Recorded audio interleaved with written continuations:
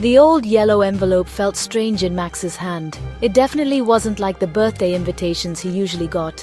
This one had a black wax seal with a strange symbol on it.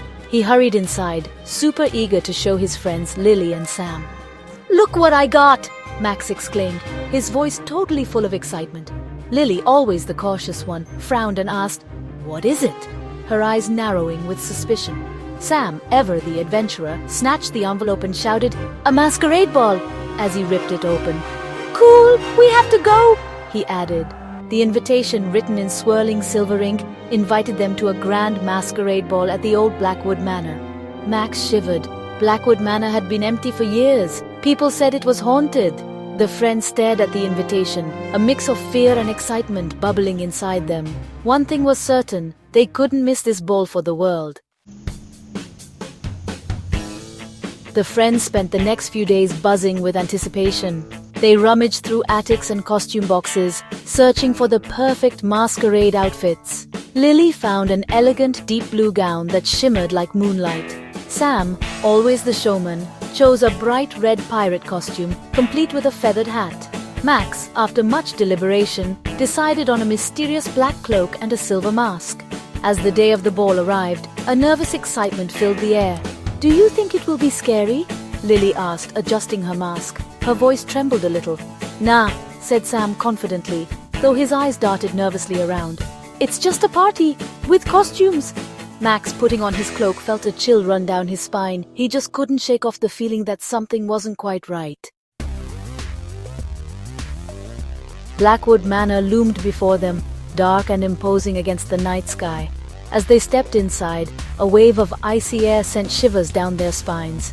Eerie music drifted from the ballroom, its rhythm strange and unsettling. The ballroom was a dazzling sight, filled with swirling masked figures in extravagant costumes. But something felt off. The guests moved with an unnatural stillness, their voices just hushed whispers. Their eyes, visible behind their masks, gleamed with an odd light. "This is weird," Lily whispered, clutching Max's arm. Sam, usually the life of the party, stood frozen, his usual bravado completely gone. As the night wore on, the strangeness only intensified. They tried talking to the other guests, but their responses were slow and stilted, their voices like dry leaves rustling in the wind. Suddenly, Max noticed something even stranger. One of the guests, a tall figure in a flowing black cloak, bumped into a waiter, knocking over a tray of drinks. But instead of the clatter of glass, there was only a soft thud.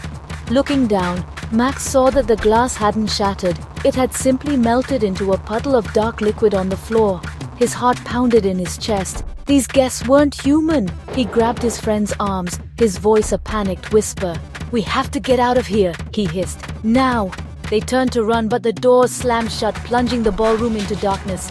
The music screeched to a halt, replaced by a chorus of inhuman growls. Suddenly, the lights flickered back on. The menacing figures were gone, and in their place stood the caretaker and a group of actors. The caretaker chuckled, "Happy Halloween! You should see the looks on your faces." It turned out to be a Halloween prank, and they were the only guests.